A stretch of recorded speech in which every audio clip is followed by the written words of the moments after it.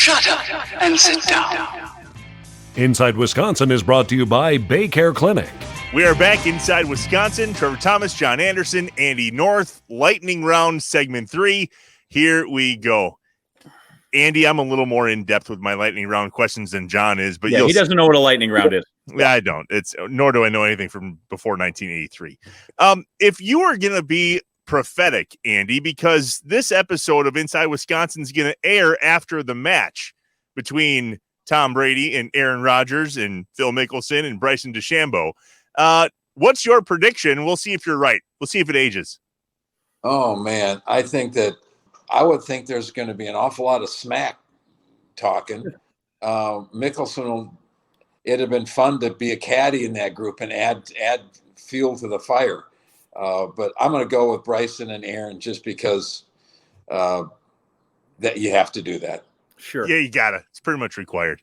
Out of curiosity, I know you had 2 hole-in-ones on tour. Any in Wisconsin? I had more than two on tour. Good gosh. Where'd you come up with that? PGA.com. Oh, maybe actually in tournament rounds, maybe only 2. Yeah. Okay. Or maybe after 1983 only had 2. Yeah, that's true. That's exactly right. I mean, did you look at like the 1980? I don't know, when was the World Book? 1965 or something? All right, yeah, Andy, mine are going to be quick and painless. First off, this is true. The weekend the Packers play the Steelers, Bucci and I are going, but we're stopping at Milwaukee Country Club and playing beforehand. Give me some do's and don'ts at Milwaukee Country Club, because I've seen people get sideways there. You better behave yourself, like wear long pants, real shoes. Okay. Change your shoes in the locker room. It's one of the great locker rooms of all time. It really is a cool old locker room. You'll love it. That's not a place you sit out in the trunk and do it, but just try to behave. I mean, I know for you two together, that's really hard to do. Yeah, so. We'll do our best. On that, you touched on him. Tell people what they should know about Manuel de la Torre. He was one of the wonderful, wonderful gentlemen, great teacher, obviously taught tons of people all over the world, but he was really a good player, had a beautiful, long, flowing golf swing, competed against Snead and Hogan and a lot of those guys. He was the real deal. Very good. Can you name one person in the world funnier than Scott Van Pelt? Oh, geez, not at 11 o'clock at night after we've been there for 11, 12 hours. I can tell you that. Yeah, that'd be a whole other show. Now I'm going to ask you real quick the things that every other golfer would get, but that's just the joke. You got to play. You got to go play one more round. Where are you going to go play? Cypress Point. Very good. Where are you going to play if you're back home in Wisconsin? You know what? I might go up to Trapper's Turn only because we just built a 12-hole par 3 course there. That'd be fun to play. Okay, good. Because I always think, people go, when you go back home, if you could play again, would you go to the Straits or go to the Erin Hills? And I'm like, no, I'd go to Village Greens where I grew up and played all the time just once because I'd like to beat the teeth off the thing. Who's in your foursome, your ideal foursome? Oh, gosh. I've been lucky enough that over the years. Right. I'm old enough now that I've actually played some golf with Saracen. I actually played some golf with Bobby Locke,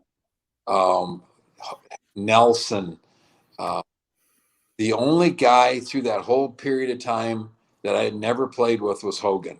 So we going from Saracen and Nelson and that group of people all the way through Tiger and Phil. That's pretty cool.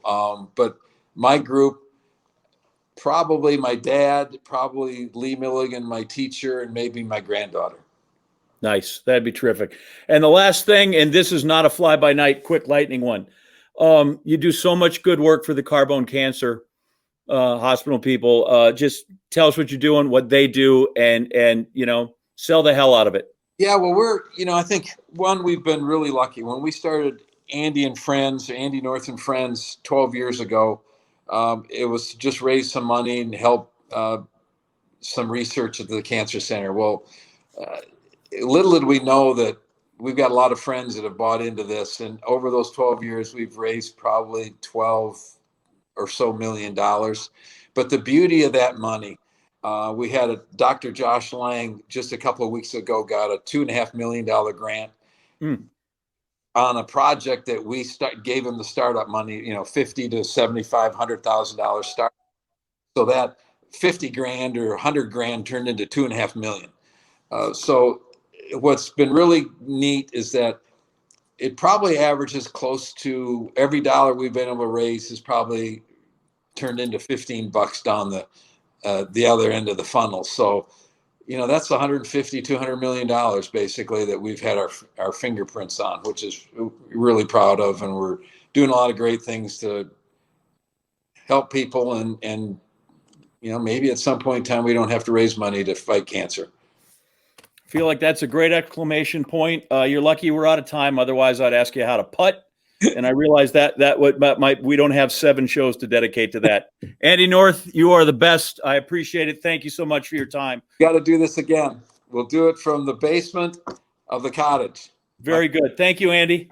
See you guys. Appreciate it. See you, Andy. Bye-bye. Shut up and sit down.